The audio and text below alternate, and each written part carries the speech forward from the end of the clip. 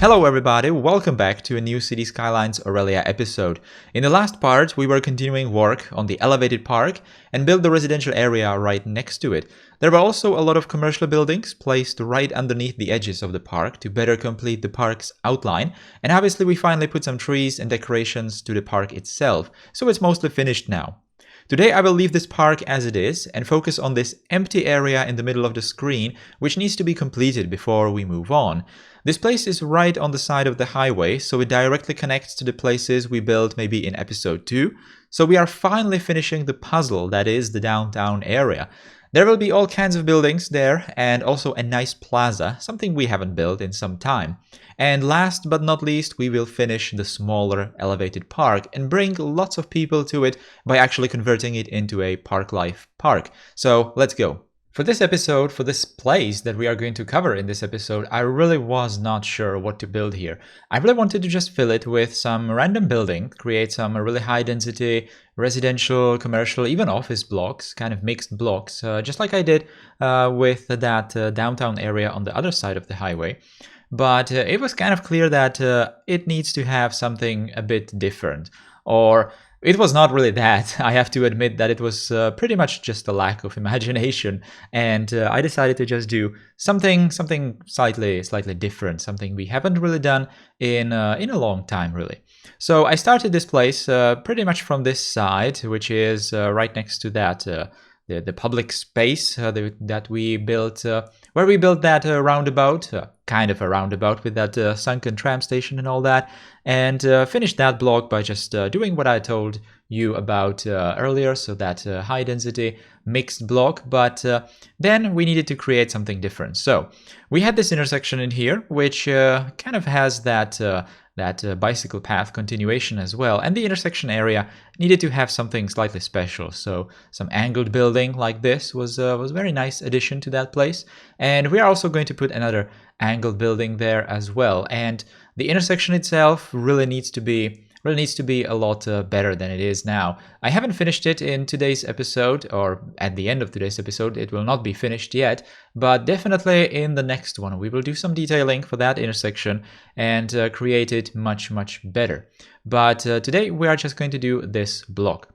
So at this point, I still somewhat followed the idea of just putting random buildings in this place and finishing it rather quickly and then moving on. But at this point, I almost started to do something slightly more complicated. So in here, we have a rather larger block that was not really possible to fill with just some random buildings. I would have to put some roads into it and all that kind of stuff.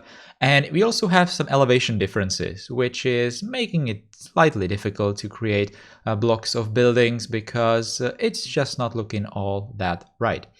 In here, in this different block, we are going back into this different block.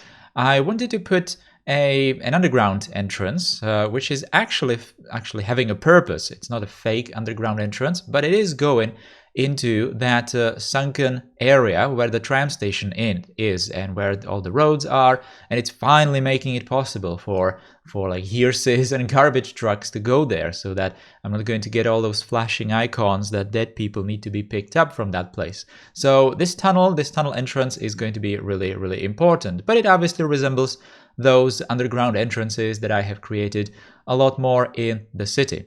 Now, while doing this, it also presents an empty space. Right here, we can see that on the back side of this this triangle building. But later, towards the end of the episode, I'm going to return to this place and do something to it, but not really right now. Right now, I'm just doing this one entrance underground here, obviously putting the pillars in here. These are, by the way, just the vertical, I think, railroad bridge pillars that I just use procedural objects on and just made them go like this, so that it creates this horizontal beam on that entrance to the underground. It's definitely looking very nice like this. It's a nice architectural element. I think I was talking about this every time I build some of these entrances, so you probably know how it is, know what I mean, know how I build it, right? Know why I build it. And obviously some decorations in here, some planters, but we will just leave it like that for now and move on. So we are back with that larger block, and I really cut off a lot of the things that I tried in this area because it was kind of not really all that interesting. I was just trying out various buildings in here, and I finally decided to put this office high-rise building in here. It's very interesting because it has this plaza right in front of it, which doesn't have like a usual shape, right? It's angled like this again. I really like the angled buildings a lot more, but I probably already used all of the angled buildings that I had in at my disposal from the workshop. I definitely need to download a lot more so I can use them with all kinds of intersections and all those kind of places that are not 90 degrees, right? By the way, if you know of any nice angled buildings like these, then definitely let me know in the comments, because I really want to have all of them so I can just have some more variety.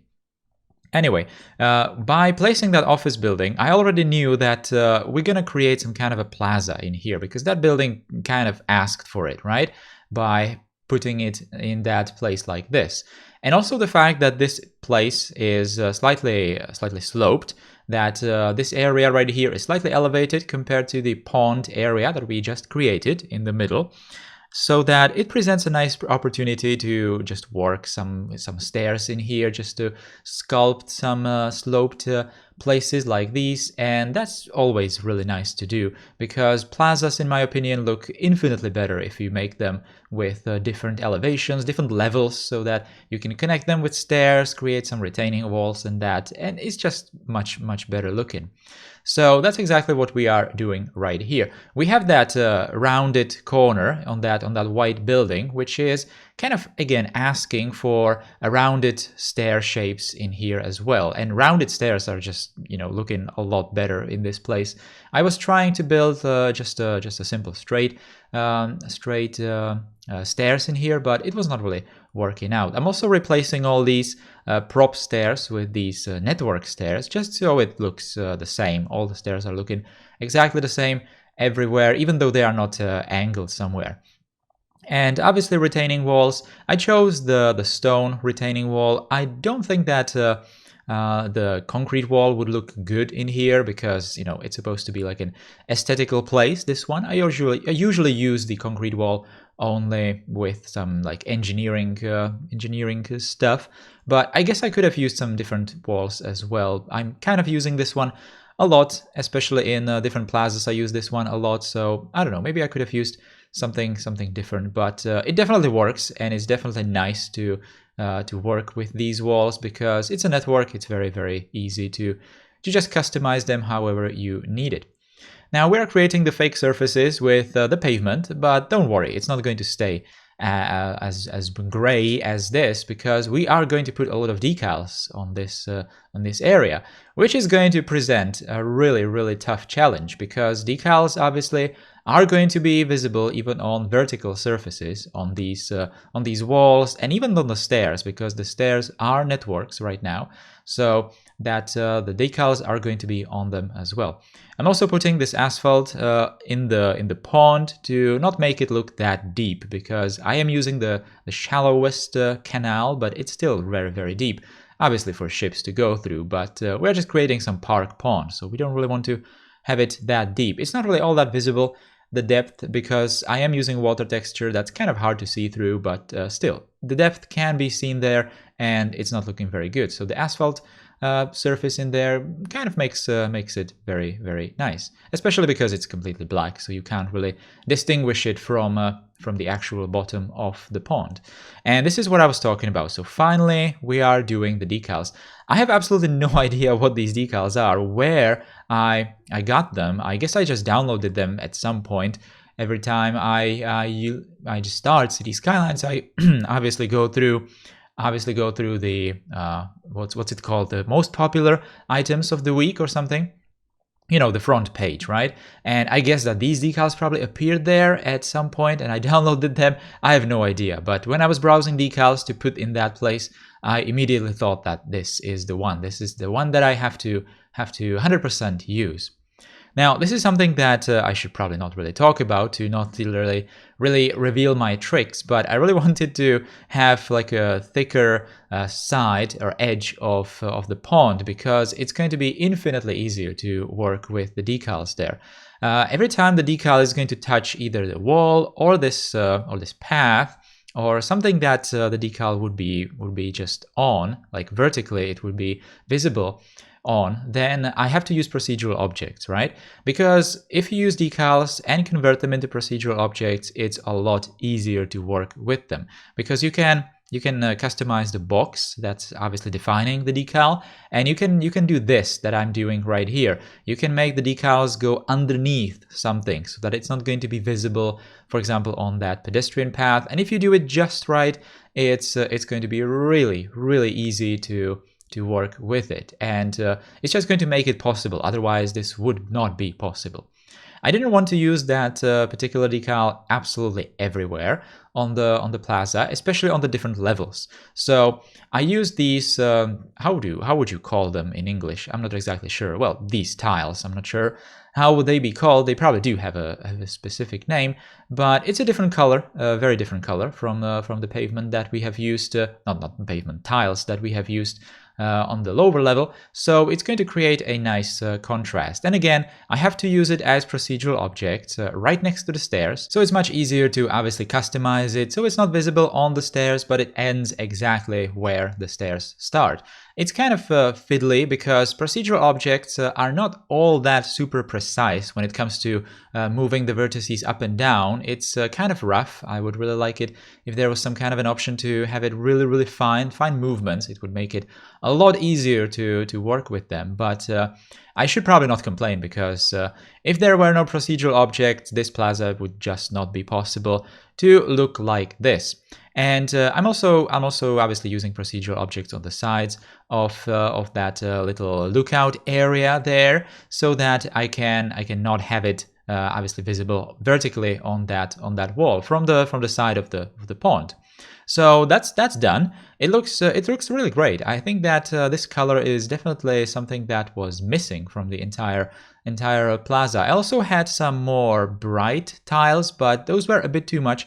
Obviously, I didn't want to use like super bright colors in here, so this was a nice combination of colors in here. Also using a lot of grass, covering some places with the grass, and I'm also covering these grassy areas on that building with the grassy tiles that I have, because I obviously want to match the textures. Now this is something very important. I took a piece of paper and I basically did a very simplified drawing of the plaza, and how many networks, how many segments of these pedestrian paths I actually need to do. And then I went to this empty area and did it in here, so that I prepare it somewhere where I'm obviously not going to be, all the other networks are not going to interfere with what I'm doing. And then I just obviously pick it up with Move It. I have to make sure that I'm not going to move it through the park area, through the elevated park area, because it might disturb all the paths. It kind of is sensitive when you do move it on some different objects around it. So I had to stay clear of that, and obviously moving it into the plaza area and putting all the nodes everywhere they need to go. And I was actually surprised that the drawing that I did was precise, and I didn't have to customize the roads paths, when they were already in place. So that was nice, and I only had to use Move It to just move it everything into correct positions, and people were using it very nicely. And this place is actually very alive. People are walking all around the place, which is really great. It's obviously very important every time you create these public spaces that people actually use them. This is probably the first time that I'm using bollards in this game. I was not really a fan of them. I don't really like them in real life too much, but this place kind of felt like it might benefit from having them. I don't want to put them all that super densely in this area, so just on the entrances, so that it's clearer that cars are obviously not allowed in here. Now we are doing some decorations, but don't worry, this episode is not really ending at this point. even though we are putting down decorations like these, bushes and trees. But we still have more places to do. But at this point, I really wanted to just finish this plaza before moving somewhere else. I'm using all kinds of trees, some trees that I already used before, obviously these colored trees with that office building kind of felt nice. These bushes that I downloaded recently from the workshop, and obviously even these vines in here, because they really felt perfect for this place. I actually didn't notice at first that these vines do change in size every time you click it with move it, but that obviously was nice because I was able to customize it more, and so it's not looking all the same. Now we are at the elevated park, the smaller one, and I finally need to create some sort of an entrance. I decided to do it using the elevators and do it from the inside, from the very center of that round building, which is inside the highway loop.